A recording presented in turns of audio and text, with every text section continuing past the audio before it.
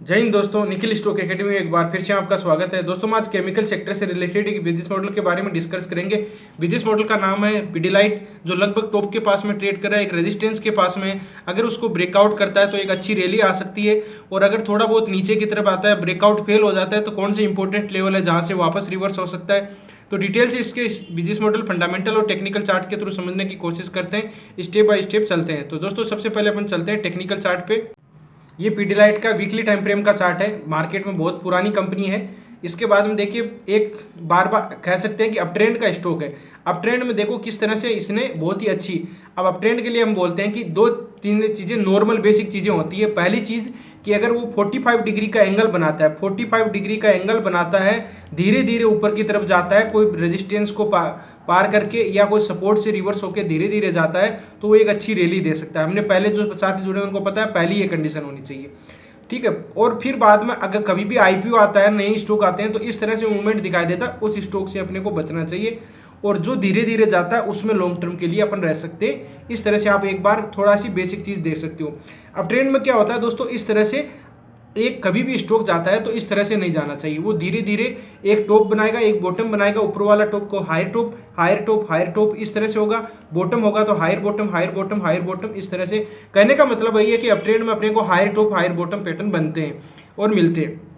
उसके बाद में डाउन ट्रेंड आता है, तो डाउन ट्रेंड में lower top lower bottom pattern बनते हैं, सेम टू सेम इस तरह से होते हैं। डाउन ट्रेंड में lower top lower bottom pattern बन जाते हैं। और कभी वो रिवर्स होता है, तो रिवर्स होता है तो यहाँ से वापस रिवर्स हो सकता है। रिवर्स ध्यान दीजिए, कभी भी स्टॉक को बाय करते हैं तो रिवर्सल पे बाय करना चाहिए। कहीं मेजर सपोर्ट होता है, वहाँ से रिवर्स होने की पॉसिबिलिटी बनती है। इंपॉर्टेंट लेवल होता है weekly time frame, monthly time frame पे, तो वहाँ से अपन कोई भी बाइंग अपॉर्चुनिटी देख सकते हैं।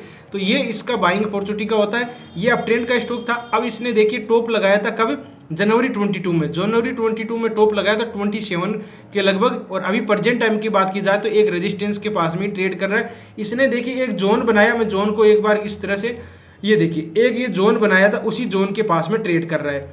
अब देखो, पहले हमने यहाँ पर टेस्ट किया तो एक रेजिस्टेंस ले लिया, और यहाँ पर टेस्ट किया तो एक रेजिस्टेंस ले लिया। दो पॉइंटों को हमने एक जोन टाइप का बना दिया, और फिर वापस पहले यहीं सपोर्ट ली, रेजिस्टेंस लिया, पहले एक बार, फिर यहाँ से रेजिस्टेंस लिया।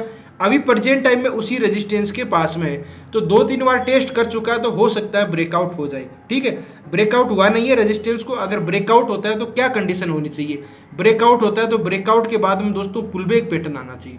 चाहे इसी लेवल से आ सकता है या फिर इस लेवल से आ सकता है, इन दोनों से बीच में कहीं भी बन सकता है, क्योंकि एक ये रेजिस्टेंस ये भी था और एक दिस नीचे वाला रेजिस्टेंस है, तो दोनों से कहीं से भी रिवर्स होता है। तो ये ब्रेकआउट के बाद हम पुलबैक पैटर्न के साथ हम बाइंग टीआरसीपी देता था, तो यहाँ पर बाइंग अपॉर्चुनिटी बन सकती है। एक कंडीशन ये बनी।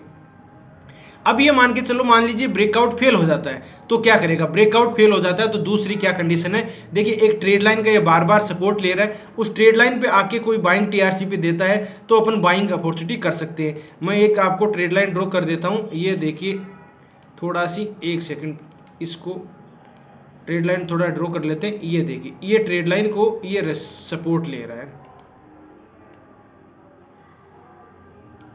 इस तरह से है, थोड़ा बहुत ऊपर नीचे ये हो सकता है ना। एक सेकंड में वापस सेट कर लेता हूँ, क्योंकि थोड़ा सी एडजस्ट नहीं हुआ, सेट ट्रेड लाइन ड्रॉ हुई नहीं है।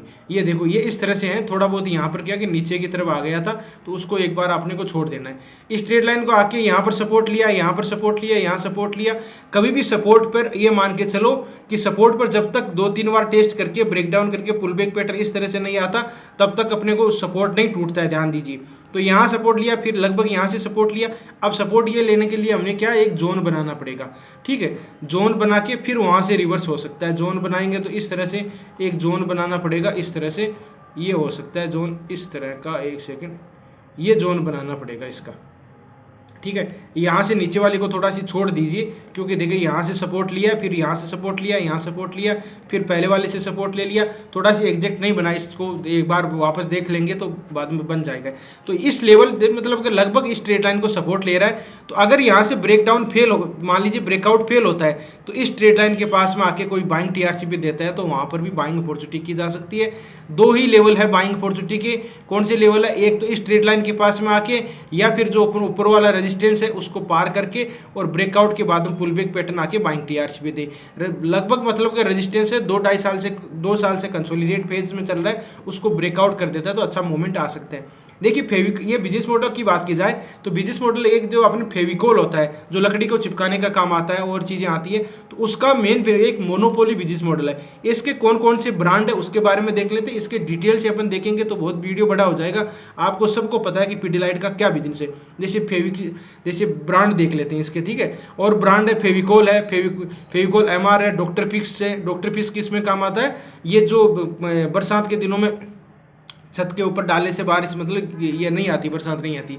और फेविक्विक आता है, एमसील आता है, फेविस्टिक आता है, फेविक्रिल आता है, हॉबी आइडियाज आता है, अदर इसमें है।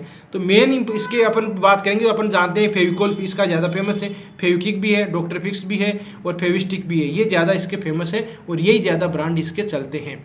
अब इसके और डिटेल से जाके देखोगे तो इसके ब्रांड पर क्लिक कर दोगे फेविकोल। अब फेविकोल वाले में अलग अलग तरह के आ जाएंगे। देखो फेविकोल ये अलग अलग तरह के आते हैं, हर चीज़ चिपकाने के काम आते हैं। जैसे 701 है, बाद में SWR है, 441 है, अलग अलग तरह के आते हैं। जैसे अपने ये एक्रोस्टिक फॉर्म आते हैं, जैसे आवाज़ को मतलब इको को कम करने के लिए, उसमें भी फेविकोल यूज़ में किया जाता है, मैंने यूज़ में किया था। तो इस तरह से होता है। अब देखिए फंडामेंटल किस तरह से मार्केट कैप है। एडेसिव है, एडेसिव चिपकाने का काम आता है ये। मार्केट कैप की बात करें तो 1,45,869 करोड़ का मार्केट कैप है। करंट प्राइस की बात करें तो 2869 है, हाई गया इसका 2963 है, लो गया 2293 है। स्टॉक पी 85 है, आरओसी इसका 23% है, आरओई इसका 18% है और फेस वैल्यू इसकी 1 है। तो ये इस तरह से आप देख सकते हो। अब बात करते हैं, देखिए क्वार्टरली रिजल्ट की बात की जाए तो सेल कितना हुई है, सेल देखेंगे। देखिए जून का, सितंबर का, दिसंबर का, अपन 3 क्वार्टरली रिजल्ट देख लेते हैं। जून का हुआ 2375 है, सितंबर का 3076 है, कम हुआ है। और अभी दिसंबर का देखिए 3130 हो गए, तो मतलब कि 3130 है। तो ये पहले वाले से सितंबर से बढ़ के आया, कहने का मतलब ये। एक्सपेंडिचर भी इस तरह से बढ़ा है, ज़्यादा बढ़ा नहीं है। अपन एक नेट प्रॉफिट की बजाय एक बार इसमें देख लेते हैं, अदर इनकम का सोर्स भी देख लेते हैं। अदर इनकम सोर्स में 5 करोड़ का इसका जो भी इन्वेस्टमेंट किया हुआ था उसमें बढ़ के आया है। नेट प्रॉफिट की बात की जाए तो नेट प्रॉफिट में किस तरह से इसके देखिए, नेट प्रॉफिट में पहले 474 था, फिर बाद में 459 हुआ, थोड़ा कम हो गया था सितंबर का। अभी देख सकते हो 511 हो गया। तो कहने का मतलब धीरे धीरे इसका नेट प्रॉफिट बढ़ रहा है। तो हो सकता है 2 साल से कंसोलिडेट है तो ब्रेकआउट होने की पॉसिबिलिटी बन जाती है।